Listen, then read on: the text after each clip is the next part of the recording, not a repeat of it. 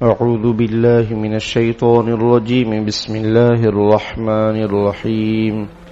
الحمد لله رب العالمين الرحمن الرحيم مالك يوم الدين إياك نعبد وإياك نستعين. الحمد لله رب العالمين الحمد لله رب العالمین. سب تعریفیں اللہ کو لائق ہیں جو تمام جہانوں کا رب ہے. کل بات آئی تھی کہ اس آیت سے عقیدہ توحید ثابت ہوتا ہے. عقیدہ توحید ہی ایسا عقیدہ ہے جو مسلم اور کافر کے درمیان فرق پیدا کرتا ہے کہ بھائی اللہ ایک ہے، اسی سے سب کچھ ہوتا ہے اور وہی تمام جہانوں کو پالتا ہے، وہی نفع نقصان پہنچاتا ہے، وہ جو چاہے کرتا ہے. یہ عقیدہ توحید ہے.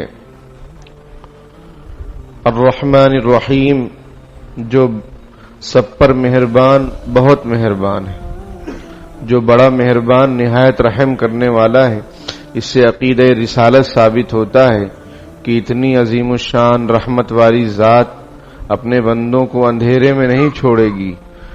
اپنے بندوں کو پیدا کیا، اس نے تمام مخلوقات کو پیدا کیا، حضرت انسان کو بنایا، تو اس کی رہنمائی کے لیے اللہ پاک نے انبیاء اور رسولوں کو بھیجا تاکہ وہ بتائیں کہ تم اللہ کی عبادت کرو اور یہ کام کرو گے تو اللہ تعالیٰ خوش ہوں گے، اور ایسے کام کرو گے تو اللہ تعالیٰ ناراض ہوں گے. یہ کس نے بتایا؟ یہ نبیوں نے بتایا اور رسولوں نے بتایا. تو انہوں نے اپنی طرف سے بتایا؟ نہیں، اپنی طرف سے نہیں بتایا. انہوں نے اللہ تعالیٰ کے پیغامات کو مخلوق تک پہنچایا.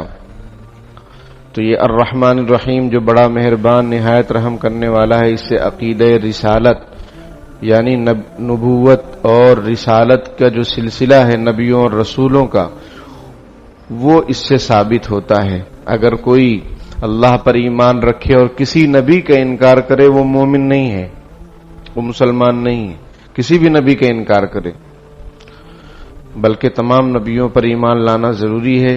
اور ہمارے جو نبی حضرت محمد صلی اللہ علیہ وسلم ہیں، ان پر بھی مکمل طور پر ایمان لانا ضروری ہے، اور ان کو خاتم النبیین سمجھنا ضروری ہے، یعنی آخری نبی. ان کے بعد اب کوئی نیا نبی آنے والا نہیں ہے. حضرت عیسیٰ علیہ السلام آئیں گے، وہ نبی اکرم صلی اللہ علیہ وسلم کی امت کی حیثیت سے آئیں گے. وہ نبی تو ہوں گے بے شک، لیکن وہ اپنی انجیل کا پرچار نہیں کریں گے، وہ قرآن کا ہی پرچار کریں گے. وہ قرآن کی تعلیمات کو ہی آگے بڑھائیں گے، یعنی امت محمدیہ کے ایک فرد ہوں گے. وہ سمجھ رہے ہیں؟ مالک یوم الدین، روز جزا کا مالک. اس سے کیا مراد ہے؟ اس سے عقیدہ آخرت ثابت ہوتا ہے کہ مرنے کے بعد دوبارہ زندہ ہونا ہے اور حساب کتاب دینا ہے. یہ بہت ہی اہم عقیدہ ہے جو صرف مسلمانوں کا عقیدہ ہے. دوسرے لوگوں کے بھی، اگر یہودیوں اور نصرانیوں کے، ہمارے زمانے کے اگر ان کا بھی کچھ عقیدہ ہے تو وہ بہت گڑبڑ ہے. کیا گڑبڑ ہے؟ وقالت الیہود والنصارى نحن ابناء اللہ واحباؤہ. یہودی اور نصرانی یہ کہتے ہیں کہ ہم تو اللہ کے بیٹے ہیں اور بہت محبوب ہیں. وہ یہ کہتے ہیں، یا وہ یوں کہتے ہیں وقالوا لن يدخل الجنة الا من كان هودا او نصارى، کہ وہ کہتے ہیں کہ جنت صرف یہودیوں کی ہے اور نصرانیوں کی ہے. ان کا یہ عقیدہ ہے. قرآن نے ذکر کیا، قرآن کہتا ہے تلک امانیہم، یہ ان کی صرف آرزو ہے، یعنی ان کی تمنا ہے، ایسا کچھ ہے نہیں. جنت کس کی ہے؟ بلا من اسلم وجہہ للہ وہو محسن، بلکہ جو خالص اللہ پر ایمان رکھے. وہ لوگ تو اللہ کا بیٹا بھی مانتے ہیں حضرت عیسیٰ علیہ السلام کو، اور حضرت عزیر علیہ السلام کو اللہ کا بیٹا مانتے ہیں، حالانکہ اللہ کا کوئی بیٹا وغیرہ نہیں ہے. لم یلد ولم یولد، نہ اللہ کسی کی اولاد ہے نہ اللہ کی کوئی اولاد ہے. یہ قل اللہ میں ہے، تو اس کے خلاف وہ کر رہے ہیں، تو وہ کہاں سے مومن ہو جائیں گے اور کہاں سے وہ صرف جنت میں چلے جائیں گے؟ تو مانتے تو ہیں وہ بھی کہ مرنا ہے اور جنت بھی ہے، لیکن وہ جنت کو اپنی جاگیر سمجھتے ہیں. حالانکہ اعمال ایسے نہیں کر رہے ہیں. جب اعمال ایسے نہیں ہیں جیسا کہ ہونے چاہیے اور محمد صلی اللہ علیہ وسلم پر ایمان ان کو لانا چاہیے تو وہ اس کو نہیں لا رہے ہیں. تو نہیں لا رہے ہیں تو پھر وہ جنت کے حقدار نہیں ہوں گے، کیونکہ نبی اکرم صلی اللہ علیہ وسلم کی اتباع اور آپ کی اطاعت اور آپ کو رسول اور نبی برحق ماننا یہ فرض ہے ایمان کے لیے. اگر یہ نہیں تو ایمان نہیں. مالک یوم الدین، روز جزا کا مالک، یہ ایسا دن ہوگا جس میں پائی پائی کا حساب دینا ہوگا، اور بہت سارے ایسے لوگ بھی ہوں گے جو بے حساب و کتاب جنت میں چلے جائیں گے. اللہ تعالی ہم سب کو اس میں شامل فرمائے. سمجھ میں آئی بات؟ ورنہ ہم ایک گلاس پانی کا بھی حساب نہیں دے سکتے ہیں. اسی لیے نبی اکرم صلی اللہ علیہ وسلم یہ دعا جب لیٹتے تھے تو پڑھتے تھے. ایک دعا، اللہم قنی عذابک یوم تجمع عبادک، اے اللہ مجھے اپنے عذاب سے بچانا جس دن آپ بندوں کو اٹھائیں گے یعنی جس دن میدان محشر قائم ہوگا، حساب و کتاب کا دن قائم ہوگا. تو یہ نبی اکرم صلی اللہ علیہ وسلم دعا پڑھتے تھے. ہم لوگوں کو بھی یاد کر لینا چاہیے اور پڑھنا چاہیے. جب بستر پر تشریف لے جاتے تب. اور وہ جو دعائیں ہیں دوسری، اللہم بسمک اموت واحیا، وہ سب تو ہے ہی، لیکن یہ بھی ایک دعا ہے. اللہم قنی عذابک یوم تبعث عبادک، بعض روایتوں میں ہے یوم تجمع عبادک، جس دن آپ اپنے بندوں کو دوبارہ زندہ کریں گے، جس دن آپ بندوں کو جمع کریں گے، اس دن اپنے عذاب سے مجھے بچا لینا. دوسری دعا، اللہم حاسبنی حسابا یسیرا، اے اللہ میرے حساب کو بڑا آسان فرما دینا. اللہم حاسبنی حسابا یسیرا، اے اللہ میرے، کون پڑھ رہا ہے؟ نبی اکرم صلی اللہ علیہ وسلم، جو کہ بخشے بخشائے ہیں، جو کہ کتنے گنہگاروں کے شفیع ہیں، شفاعت کرنے والے ہیں قیامت کے دن.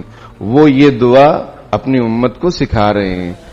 سمجھ میں آئی بات؟ تو ہمیں اس کا خیال رکھنا چاہیے، لحاظ رکھنا چاہیے. ابھی رمضان المبارک کا جو مہینہ چل رہا ہے، یہ مہینہ جہاں اپنی خیرات و برکات کے ساتھ ہے، وہیں خوب دعاؤں کے مانگنے کا بھی یہ مہینہ ہے. خوب دعا مانگیے سحری میں، افطار کے وقت میں، اور بھی چلتے پھرتے نماز کے بعد.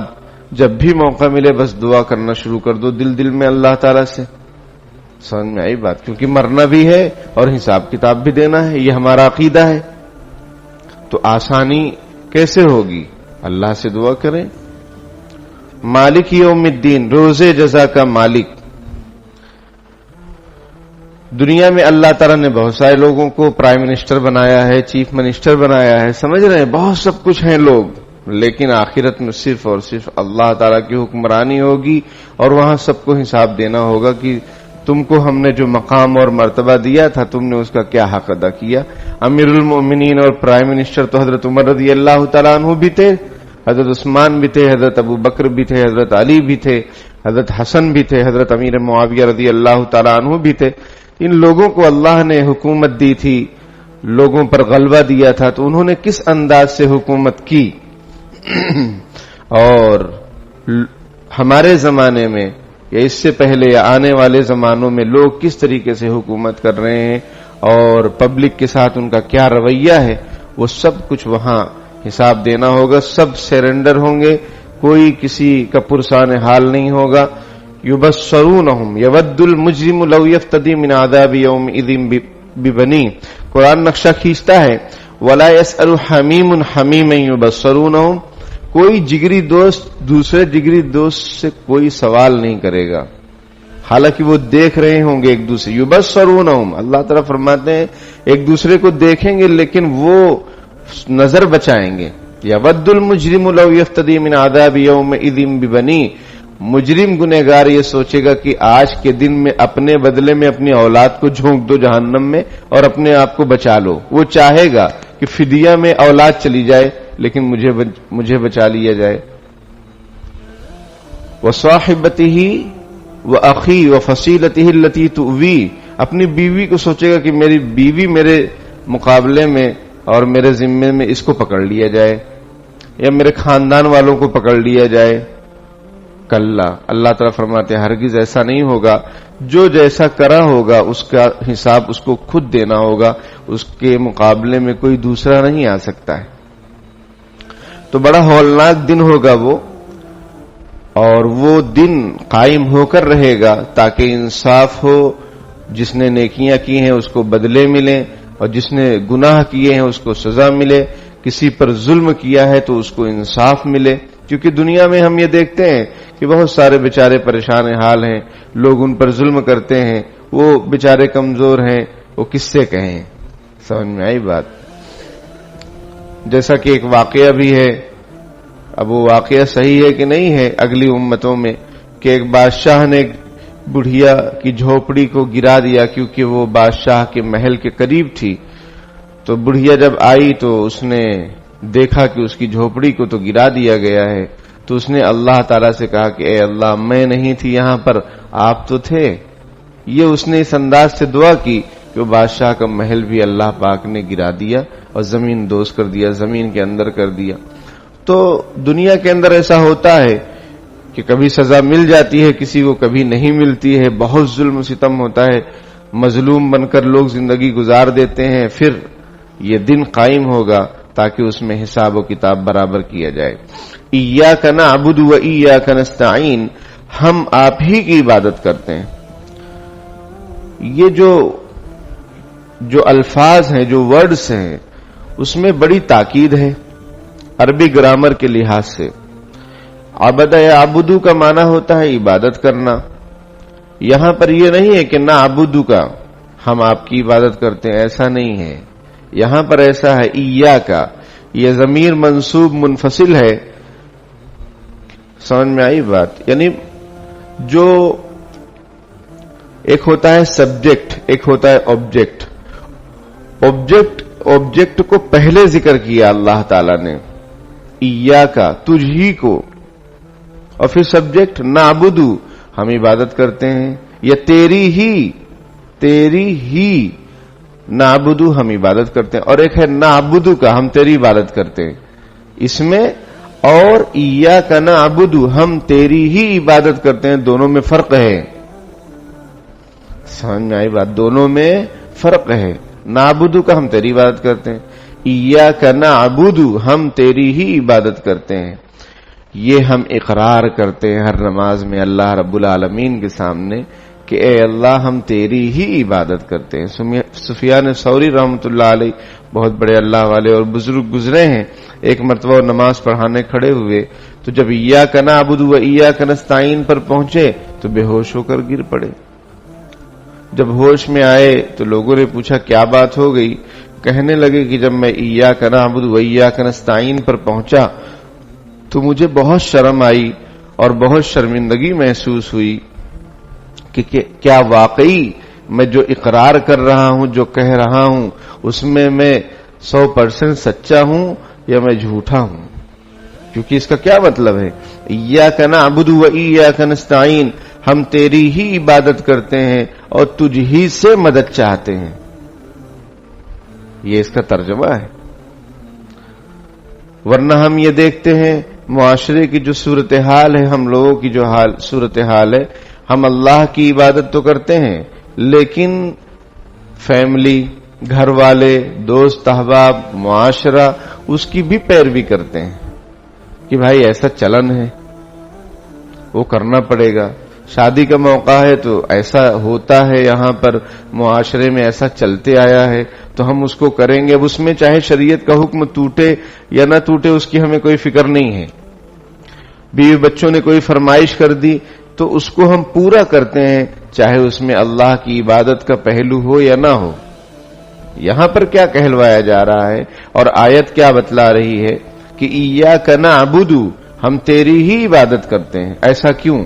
اس لیے کہ جو اللہ ہے، جو رب العالمین ہے، جو تمام جہانوں کا پالن ہار ہے، سب کی پرورش کرنے والا ہے، سب کا خالق اور مالک ہے، اور پھر وہ بڑا مہربان نہایت رحم کرنے والا ہے، پھر قیامت کے دن کا وہی مالک ہے، تو اس کے علاوہ کس کی عبادت کریں گے؟ کوئی لائق ہی نہیں ہے کہ اس کی عبادت کی جائے، تو اللہ ہی لائق ہے، تو اسی کی عبادت کی جا رہی ہے اور اسی کا ہم اقرار کر رہے ہیں۔ ایاک نعبد، ہم تیری ہی عبادت کرتے ہیں، اب چاہے کوئی خوش ہو یا ناراض ہو، لیکن اے اللہ، ہم تو آپ ہی کی عبادت کرتے ہیں۔ حدیث شریف کا ایک ضابطہ ہے، اصول ہے، لا طاعۃ لمخلوق فی معصیۃ الخالق، اللہ کی نافرمانی میں، خالق کی نافرمانی میں کسی مخلوق کی بات نہیں مانی جائے گی. یہ حدیث شریف کے الفاظ ہیں اور اسلام کا یہ ضابطہ ہے. حضرت سعد بن ابی وقاص رضی اللہ تعالی عنہ یہ اسلام قبول کیے مکے کے اندر، اور یہ عشرہ مبشرہ میں سے ہیں، یعنی وہ 10 صحابہ اکرام جن کو بیک وقت نبی اکرم صلی اللہ علیہ وسلم نے ارشاد فرمایا تھا کہ یہ لوگ جنت میں جائیں گے. بیک وقت ایک ہی لمحات میں 10 لوگوں کے نام لیے تھے، باقی تو صحابہ اکرام سبھی جنت میں جائیں گے، لیکن عشرہ مبشرہ ان 10 صحابہ اکرام کو کہا جاتا ہے کہ بیک وقت حضور نے فرمایا کہ ابو بکر جنت میں، عمر جنت میں، عثمان جنت میں، علی جنت میں، عبیدہ بن جراح جنت میں، سعید بن زید جنت میں، سعد بن ابی وقاص جنت میں. سمجھ میں آئی بات؟ تو سعد بن ابی وقاص ایسے بڑے صحابہ کرام میں ہیں. جب وہ اسلام قبول کیے تو ان کی والدہ نے کہا، ان کی ماں نے، کہ تم نے کیوں اسلام قبول کر لیا؟ اب تم اس دین کو چھوڑو ورنہ میں کھانا نہیں کھاؤں گی، میں بھوک ہڑتال کرتی ہوں. اب یہ بہت پریشان ہوئے، نبی اکرم صلی اللہ علیہ وسلم کی خدمت میں حاضر ہوئے کہ اللہ کے رسول اس طریقے کا معاملہ ہے، میں نے تو اسلام قبول کر لیا لیکن میری ماں نے کھانا بند کر دیا ہے، کھانا پینا، اب میں کیا کروں؟ نبی اکرم صلی اللہ علیہ وسلم خاموش رہے. آیت نازل ہوئی، وَإِن جَاهَدَاكَ عَلَىٰ أَن تُشْرِكَ بِي مَا لَيْسَ لَكَ بِهِ عِلْمٌ فَلَا تُطِعْهُمَا وَصَاحِبْهُمَا فِي الدُّنْيَا مَعْرُوفًا. اس آیت میں یہ بتلایا گیا، اس سے پہلے آیتوں میں یہ ذکر ہے کہ بھائی اپنے والدین کا شکریہ ادا کرو، میرا شکریہ ادا کرو، اور پھر قرآن میں اور بھی جگہ پر ہے کہ اپنے والدین کا کہنا مانو، ان کے ساتھ حسن سلوک کرو، ان کے سامنے اپنی آواز کو بلند مت کرو. بہت سارے حقوق ہیں والدین کے. اللہ کے بعد اللہ تعالیٰ نے قرآن میں اپنے بعد والدین کے ساتھ حسن سلوک کا ذکر فرمایا ہے. یہ آیت نازل ہوئی کہ اگر وہ لوگ، وہ دونوں یعنی والدین یا کوئی ایک، آپ کو مجبور کریں کہ آپ شرک کریں تو ان کی بات نہ مانیں. ان کی بات، وَإِن جَاهَدَاكَ عَلَىٰ أَن تُشْرِكَ بِي مَا لَيْسَ لَكَ بِهِ عِلْمٌ فَلَا تُطِعْهُمَا، اگر وہ لوگ مجبور کریں کہ شرک کرو، کفر کرو اللہ کے ساتھ، یا ایسی بات کہیں جس کا آپ کو علم نہیں ہے، تو آپ ان کی اطاعت نہ کریں. پھر کیا کریں؟ وَصَاحِبْهُمَا فِي الدُّنْيَا مَعْرُوفًا، لیکن دنیا میں ان کے ساتھ بہت بھلائی کے ساتھ زندگی گزارو. لیکن یہ بات نہیں مانی جائے گی، فَلَا تُطِعْهُمَا، اس میں اطاعت نہیں ہوگی اللہ کے ساتھ کفر شرک کرنے میں، اس میں اطاعت مت کرو. لیکن چونکہ وہ تمہارے والدین ہیں، ان کے بڑے حقوق ہیں اور ان کی بڑی شان ہے اللہ کے یہاں، تو وصاحبہما فی الدنیا معروفا، تو ان کے ساتھ حسن سلوک کے ساتھ زندگی بسر کرو. یہ آیت نازل ہوئی تو حضرت سعد بن ابی وقاص نے اسی پر عمل کیا کہ والدہ چاہے کھائیں یا نہ کھائیں لیکن کفر شرک نہیں ہو سکتا ہے دوبارہ. تو ایاک نعبد، ہم تیری ہی عبادت کرتے ہیں اور کسی مخلوق کی عبادت نہیں کرتے اور نہ کسی مخلوق کو واجب الاطاعت سمجھتے ہیں. یاد رکھیے ایک بات یہ بھی کہ اہل اسلام میں اور اہل باطل میں فرق یہ ہے کہ اہل اسلام صرف اللہ کی مانتے ہیں، اسی کے سامنے اپنے سر کو جھکاتے ہیں، اور اہل باطل جو بھی ہیں چاہے وہ مسلمانوں میں ہی کیوں نہ ہوں، اچھی طریقے سے سمجھ لیجئے، چاہے وہ مسلمانوں میں ہی کیوں نہ ہو پائے جاتے ہوں، جو باطل ہیں وہ تو باطل ہے ہی، لیکن مسلمانوں میں بھی کچھ ایسے ہیں، اللہ تعالیٰ ان کو ہدایت دے، کہ وہ اللہ کو بھی واجب الاطاعت سمجھتے ہیں اور اپنے پیر کو اور اپنے بڑے کو، جس کو وہ بڑا سمجھ لیں، اس کو بھی واجب الاطاعت سمجھتے ہیں، چاہے وہ پیر کا حکم شریعت کے خلاف ہو. اولاً یہ بات ذہن نشین رکھیں کہ جو اللہ والے ہوتے ہیں سچی میں، حقیقت میں، وہ کبھی خلاف شریعت کام کا حکم نہیں دیتے ہیں، کیونکہ وہ تبھی اللہ والے ہیں، ورنہ تو وہ اللہ والے کہاں سے ہو جائیں گے. لیکن جو ڈھونگی ہوتے ہیں، جو لٹیرے ہوتے ہیں ایمان کے، ان کو بھی چاہنے والے لوگ ہو جاتے ہیں اور وہ سمجھتے ہیں کہ یہ بابا جو کچھ کہہ رہے ہیں وہ سب صحیح ہے اور بس ان کی مانو، قرآن حدیث میں کیا ہے اس سے کوئی لینا دینا نہیں ہے ان کو. یہ بھی ایاک نعبد میں داخل نہیں ہے کہ ہم تیری ہی عبادت کرتے ہیں. اب آپ کے دل میں یہ سوال ہوگا کہ یہ علماء جو بیانات کرتے ہیں ایسا ہے ویسا ہے، تو وہ بیانات جو کرتے ہیں وہ تو اللہ رسول کے پیغام کو پہنچاتے ہیں. کسی بھی جو عالم ہے بیان کرنے والا ہے اس سے آپ کہیں کہ بھائی آپ نے جو یہ مسئلہ بیان کیا اس کا ریفرنس دکھاؤ، حوالہ دکھاؤ، وہ دکھائے گا. وہ اپنی طرف سے تھوڑی بیان کرتا، وہ تو ان کے پیغام کو پہنچاتا ہے. سمجھ میں آئی بات؟ اس میں فرق ہے. اور جو ڈھونگی ہوتے ہیں، جو لٹیرے ہوتے ہیں، وہ اپنے پیچھے امت کو چلاتے ہیں. قرآن حدیث میں کیا ہے اس سے ان کو خود کو بھی نہیں پتا، ان کو کلمہ بھی نہیں پتا ہے، کچھ نہیں پتا ہے، لیکن وہ امت کو گمراہ کرتے اور امت ان پہ گمراہ ہوتی ہے. جو وہ بول دیتے ہیں اسی کو لوگ برحق سمجھتے ہیں اور اسی کے پیچھے چلتے ہیں. وہ یہ نہیں دیکھتے کہ اللہ رسول کا حکم کیا ہے، اللہ رسول راضی ہیں کہ نہیں ہیں. صحابہ کرام کا معاملہ ایسا تھا کہ انہوں نے کلمہ پڑھا، جیسے ہی انہوں نے اللہ کو اپنا خالق اور مالک مانا، فوراً وہ ساری چیزیں چھوڑ دی انہوں نے جو اللہ رسول کے خلاف تھی. شراب ان کے یہاں بہت زیادہ محبوب تھی، بہت زیادہ. ہر ایک وقت کی الگ شراب تھی، صبح کی الگ، شام کی الگ، دوپہر کی الگ، اور سب کے الگ الگ نام تھے. شراب کے ان کے یہاں 200 نام تھے. شراب کے 200 نام. اس کا مطلب یہ کہ ان کی جو ہے رگوں میں اور ان کی گھٹی میں یہ بات ان کو پلا دی گئی تھی اور وہ شراب کے بہت زیادہ عادی تھے. لیکن حضرت انس رضی اللہ تعالیٰ عنہ فرماتے ہیں کہ ایک مرتبہ میں اپنے سوتیلے والد حضرت ابو طلحہ رضی اللہ تعالیٰ عنہ کے پاس تھا اور سب کی خدمت کر رہا تھا، یعنی شراب نکال رہا تھا. میں تو چھوٹا بچہ تھا، ان کا یہ کہنا ہے، تو بچے خدمت میں لگے ہی رہتے ہیں. اور بھی کچھ لوگ صحابہ کرام تھے. تب شراب حرام نہیں ہوئی تھی کھلے طور پر، یعنی صاف طور پر حرام نہیں ہوئی تھی. کہہ رہے تھے کہ میں شراب نکال ہی رہا تھا، اتنے میں خبر کسی نے صدا لگائی، آواز لگائی، الا ان الخمر قد حرمت، سنو بے شک شراب حرام کر دی گئی ہے. تو اب ان لوگوں نے یہ نہیں پوچھا کہ بھائی یہ کہنے والا کون ہے، صحیح ہے کہ نہیں ہے یہ خبر، چلو ابھی پی لو، پھر جا کے دیکھتے ہیں، پوچھتے ہیں کہ خبر صحیح ہے کہ نہیں. جیسے ہم لوگ کا مزاج ہے کہ جو کرنا ہے کر لو، بعد میں پھر مسئلہ معلوم کریں گے. حضرت انس فرماتے ہیں کہ لوگوں نے فوراً شراب کو چھوڑ دیا، بلکہ پھینک دیا.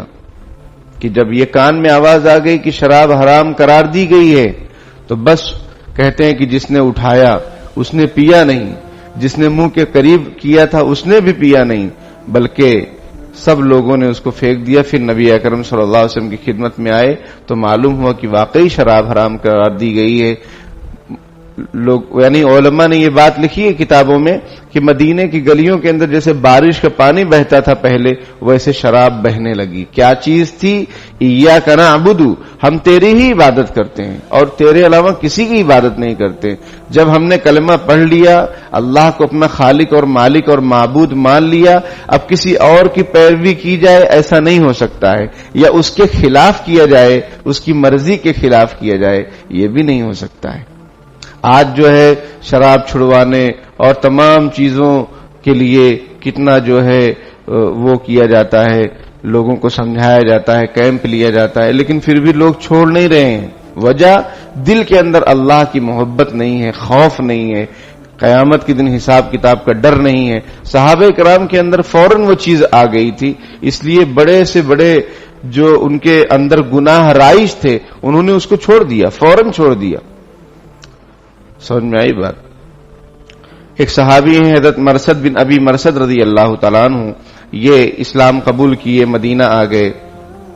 پھر مدینے سے مکہ ایک مرتبہ گئے تو ان کی ایک محبوبہ تھی زمانے جاہلیت میں، یعنی اسلام سے پہلے، وہ ان کو ملی. اس نے کہا کہ مرثد کہاں ہو، آؤ آج ہمارے ساتھ رات گزارو. انہوں نے کہا میرے قریب مت آنا، میرے اور تیرے درمیان اسلام حائل ہے، اسلام حائل، میرے قریب مت آنا. اس نے بہت منت سماجت کی، بہت اس نے اپنے پرانے واقعات یاد دلائے کہ ہمارے اور تمہارے درمیان کتنی محبتیں تھی، الفتیں تھی وغیرہ وغیرہ. تو ان کو خیال ہوا کہ چلو میں نبی اکرم صلی اللہ علیہ وسلم سے پوچھتا ہوں کہ کیا میں اس سے شادی کر لوں، کیونکہ وہ اس کی عادت اچھی نہیں تھی اس عورت کی، یعنی زنا وغیرہ کرتی تھی وہ. تو حضرت مرثد رضی اللہ تعالیٰ عنہ نے نبی اکرم صلی اللہ علیہ وسلم سے پوچھا کہ اللہ کے رسول، کیا میں وہ عناق اس کا نام تھا، کیا میں اس عناق سے شادی کر لوں؟ تو حضور نے کوئی جواب نہیں دیا. آیت نازل ہوئی، الزانی لا ينكحوها الا زان او مشرک والزانی لا ينكح الا زانیۃ او مشرکہ. سورہ نور میں آیت ہے کہ زنا کرنے والا آدمی جو شادی کرتا ہے وہ کسی زانیہ سے ہی کرتا ہے یا مشرکہ سے کرتا ہے، شرک والی سے. اور جو زانیہ عورت ہوتی ہے وہ جو شادی کرتی ہے وہ بھی کسی زانی سے کرتی ہے یا کسی مشرک سے کرتی ہے. آپ دیکھ لیجئے بالی ووڈ وغیرہ کہ اس میں جو مسلم ایکٹرز ہیں یا ہیروز ہیں ان کی شادیوں کا کیا حال ہے. کوئی آپ کو بہت شریف برقعے والی پرہیزگار لڑکی سے وہ شادی نہیں کرتے ہیں، وہ اپنی جیسے ہی سے شادی کرتے ہیں. کیوں؟ اس لیے کہ وہ ان کی طبیعت ہی ویسی ہے. قرآن اس کو کہہ رہا ہے کہ زناکار جو مرد ہوتا ہے وہ زنا والی عورت سے یا کسی مشرکہ سے، کافرہ سے شادی کرتا ہے. وحرم ذلک علی المؤمنین، اور یہ چیز مومنین پر حرام قرار دی گئی ہے کہ وہ کسی زانیہ سے شادی کریں. تو جب یہ آیت نازل ہوئی حضرت مرثد رضی اللہ عنہ فرماتے ہیں کہ ہمیں کوئی خیال بھی نہیں ہوا پھر، یعنی انہوں نے اپنی ساری محبوب چیزوں کو چھوڑ دیا صرف اللہ کے لیے. تو ایاک نعبد، ہم صرف تیری ہی عبادت کرتے ہیں، و ایاک نستعین، اور صرف تجھ سے ہی مدد چاہتے ہیں. اللہ تعالی عمل کی توفیق عطا فرمائے. آمین. وآخر دعوانا الحمدللہ.